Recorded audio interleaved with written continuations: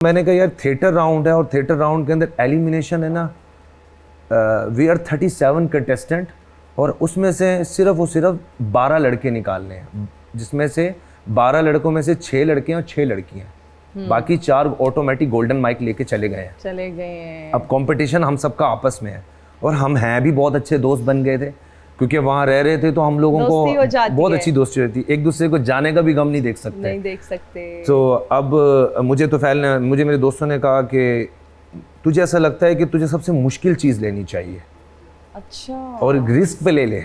वाह। मैंने कहा ठीक है भाई, रिस्क पे ले करते हैं। और अब मेरे साथ जो लड़के लड़कियां हैं ना, वो माशाल्लाह प्रॉपरली सीखी हुई थी, प्रॉपरली। खान साहब, कोई गुलाम अली साहब का शागिर्द है, कोई मेहदी हसन साहब की आल से कोई शागिर्द आ रहा है, कोई कराची में खान साहब का शागिर्द है, कोई राहत अली खान साहब का शागिर्द है, बड़े बड़े शागिर्द थे वहाँ पे। सबसे बड़ी बात ये आ गई कि शो ओपनिंग भी मुझसे है। ओए डबल प्रेशर, डबल नहीं ट्रिपल प्रेशर। अब ऑडिशन का जो मतलब कि स्टेज था वो बहुत मतलब कि सही था, मगर जब थिएटर राउंड में जाते हैं ना, स्टेज और बड़ा हो जाता है, लाइट्स और ज़्यादा आ जाती हैं और मैं घबराया हूँ। मैंने कहा भाई मैं क्या करूँ, और मैं अपने गाने को मैंने ना मेरे सर ने मुझे कॉल करके बोला कि बेटा बस अब गाना नहीं गाना आपने। मैंने कहा ठीक है। और ऐसे ही हुआ, जो लोग कंटिन्यूसली गाना गाए जा रहे थे ना, और स्टेज पे आके उनसे गाया नहीं जा रहा था, भूल गए। और ये मेरे साथ सीन तब हुआ जब मैं ऑडिशन देने के लिए गया, मुझे उन्होंने गाना दिया यारो यही दोस्ती है जुनून का, और मैं उसको गा रहा हूँ, और जब मैं स्टेज पे पहुंचा मैं गाना भूल गया। फिर मैं कहूँ मैंने गाना कौन सा गाना है, मैंने कहा सर 1 मिनट जरा टिश्यू, मुझे कुछ हो रहा है। मैं पीछे गया, मैंने कहा मैं गाना कौन सा गा रहा हूँ, मुझे तो बता दो। कह रहा है भाई यारो यही दोस्ती है गाना है। मैंने कहा अच्छा, मैं 5-7 साल से इवेंट कर रहा हूँ, स्ट्रगल कर रहा हूँ, बट वो एक जो स्टेज का जो भरम है और डर है ना, वो भाई अच्छे से अच्छे आर्टिस्ट को एक बार तो आप बिल्कुल सीधे, हाँ बिल्कुल, आई कैन अंडरस्टैंड। तो वो अब आपने जो गाना परफॉर्म किया वो हमें भी सुनाई। मैं जरूर सुनाता हूँ आपको जी। लाई बेकदरा नाली यादी ते टूटी गई तड़क करके, बल्ले बल्ले नी टूटी गई तड़क करके, लाई बेकदरा नाली यादी ते टूटी गई तड़क करके, बल्ले बल्ले नी टूटी गई तड़क करके। आओ बचपन गया जवानी आई, खिड़ियां ने गुलजारा, वे गल्ला सूहे रंग बढ़ाए टहकन अजब बहारा, बे पिंग माही दी झूठन आईया मस्त अलड़ मुटियारा, ओ वारो वारी पिंग जुटे मड़ कर नाज हजारा, ओ जदों आई ततड़ी दी वारी हाय, ओ जदों आई ततड़ी दी वारी हाय, ते टूटी गई तड़क, लाई बेकदरा नाल यारी ते टूटी गई तड़क करके। वाह वाह वाह वाह वाह वाह वाह वाह वाह वाह वाह वाह वाह, बेहतरीन। बेकदरों के साथ लगाई यारी और फिर वो त्रुटि नहीं। मैंने अभी तक तो कभी नहीं लगाई किसी से यारी। चले आप नहीं बताना चाह रहे? नहीं, ऐसा कुछ भी नहीं है। कभी दिल टूटा है ज़ैन? हाँ टूटा है मेरा।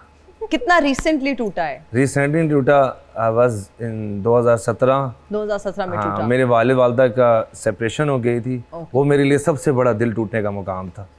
तो उसके बाद से मैंने अपने आप को संभाला ही है और घर वालों को ही संभाला है। हमेशा कोशिश की है कि किसी का मेरी वजह से दिल ना टूटे। बेहतरीन होना भी ऐसे चाहिए। कोमल आप बताएं ना, शायरी में भी क्या तभी दर्द आता है, एहसास आता है जब आप मोहब्बत करते हैं?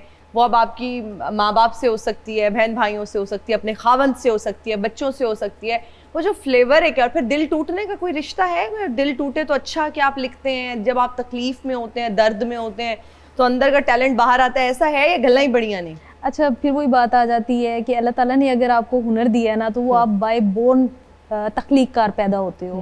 ठीक है, मैंने 9 साल की उम्र में लिखना शुरू किया। उस वक्त ना दिल टूटने के वाक़यात होते थे, ना कुछ हालात ऐसे होते थे कि हम हालात की वो जो संगीनी है उसके हवाले से कुछ लिख सकें।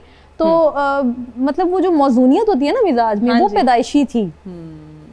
लेकिन जो बाकी चीज़ें हैं, एलिमेंट्स हैं, मतलब हम सराउंडिंग से देखते हैं। मैं हमेशा कहती होती हूँ कि जो शायर है वो कभी एक्सपेरिमेंट पे नहीं लिखता है, वो ऑब्जर्वेशन पे लिखता है। एक्सपेरिमेंट में हम एक अपनी जात को देखते हैं, ऑब्जर्वेशन में हमारे सामने बहुत सारे लोग होते हैं। अच्छा, जनूबी पंजाब में से बहुत ज्यादा जो है ना हमारे शायर हजरात होते हैं, क्या वहाँ दिल बहुत टूटते हैं? अच्छा, दिल भी टूटते हैं शायर, अगर खास तौर पे मेरे ख्याल में दुखी ज्यादा पोएट्री होती है ना। बिल्कुल ऐसे ही है। अच्छा, उसके लिए जरूरी नहीं है कि आपके दिल मोहब्बत में टूटे हैं, आपके दिल जब हालात की वजह से, अफलास की वजह से, गुर्बत की वजह से, परेशानी की वजह से, तकालीफ की वजह से भी टूट सकते हैं। बिल्कुल बिल्कुल ऐसे ही है। तो शायरी में बहुत सारे एलिमेंट्स होते हैं, सिर्फ एक मोहब्बत नहीं होती है। और आजकल जो हालात चल रहे हैं ना, जिस तरह माशी हालात चल रहे हैं सोसाइटी के, तो उस हवाले से मेरे ख्याल में शायद ज़्यादा जूद हिस्स हो जाता है या वो जूद रंज हो जाता है। अच्छा कोमल, आपका लबो लहजा बहुत खूबसूरत है, धीमा है, आपका अंदाज मुझे बहुत पसंद है, तो ये आपका नेचुरली है, इनबिल्ट है इतना धीमा खूबसूरत लहजा? अच्छा, ये अभी मैं बहुत लाउडली बोलने लगी हूँ। एज ए टीचर मुझे स्कूल में कहा जाता था कि आपने लाउड बोलना है, क्योंकि मैं एज ए कोऑर्डिनेटर या वाइस प्रिंसिपल थी, तो मैंने लेक्चर देना होता था असेंबली में, तो मुझे मेरा वोकल बहुत लाइट था, बहुत ज़्यादा। तो मैं इतना आहिस्ता बोला करती थी कि मेरे ससुराल में जो नेबर्स हैं उन्हें 2 साल बाद पता चला था कि इस घर में कोई और फर्द भी रहता है। मैं बहुत लाइट बोला करती थी। फिर तो आपके फैमिली माशाल्लाह, आपके मियाँ बहुत खुशनसीब हैं। नहीं, अब नहीं है। ये पुरानी बात है। अच्छा, लेकिन आपके हस्बैंड का कंट्रीब्यूशन जरूर है जी बिल्कुल, वरना असाते लब ही नहीं सकना सी एडा अच्छा टैलेंट, मतलब कोमल तो फिर कहीं खो जाती ना। जी बिल्कुल ऐसा ही है। अगर मेरे हस्बैंड का ताउन ना होता, मैंने कल भी एक इंटरव्यू में यही कहा था कि निज़ामे सुखन और निज़ामे जिंदगी दोनों मेरे हस्बैंड के ताउन से चल रहे हैं। बेहतरीन। अच्छा, मर्द शायर होते हैं, ज्यादा मर्द हज़ार जो होते हैं, वो जब मिलते हैं खवातीन से, कब कोई आंखों पे शेर लिख देते हैं, कोई बालों के हवाले से, जुल्फों पे। आप जब खवातीन से मिलती हैं, ऐसा हुआ है कि आप किसी से मुतासिर हुई हो, फिर आपने सोचो आज मैं वो उसकी आंखें मैंने देखी थी, बड़ी खूबसूरत थी, मैं आज उस पर शेर लिखती हूँ? अच्छा, ऑनेस्टली स्पीकिंग, मैं लोगों से अगर मुतासिर होती भी हूँ ना, तो मैं शक्ल सूरत से नहीं होती हूँ। अच्छा, मैं उनके रवैये से, मिजाज से बेसिकली, एग्जैक्टली। लेकिन मेरा जो शायरी का मिजाज है ना, मेरे ख्याल में मुझे ऐसे लगता है कि आपकी हर चीज़ की एक जो लिमिट होती है ना एज की, उस हिसाब से आपको काम करना चाहिए। सपोज कि मैं अगर 20-25 साल की हूँ तो मैं रोमानवी शायरी लिखूंगी तो अच्छा भी लगेगा। अगर मैं अब 42 की एज में आ चुकी हूँ, अगर मैं इस एज में रोमानवी शायरी लिखूंगी तो मुझे खुद ऑकवर्ड सा लगेगा कि यार मैं ये किस लिए लिख रही हूँ, ये क्यों लिख रही हूँ। यहाँ पर एक तो मैं आपको कमेंडेबल भाई, मैंने पहली खातून देखी है जिन्होंने इतने मतलब इतने एफर्टलेस तरीके से अपनी एज बता दी है कि मैं 42 की हूँ, मैं ये लिखती हुई अच्छी लगूंगी भाई। Very nice. चांद हो या आफताब हो चौधरी का, ओए 200 कचहरियां दा ते लहू वैरियां दा पीण दा अपना ही स्वाद है। मां बाहर पापड़ा वाला है, मां अपने दुपट्टे दे नालों पैसे खोल के मैनू दे, मां मैनू भुख लगी है, मां मैनू भुख लगी है, मां। चॉइस साहब, आपके तालू पे इट तो नहीं गिर गई? दरअसल हिना न्याजी चौधरी ने शायरी शुरू कर दी है। शायरन भी चाहत फतेह अली आन लग पे ने। लो, चाहत फतेह अली तो शायरी दे विच पहलों भी ने,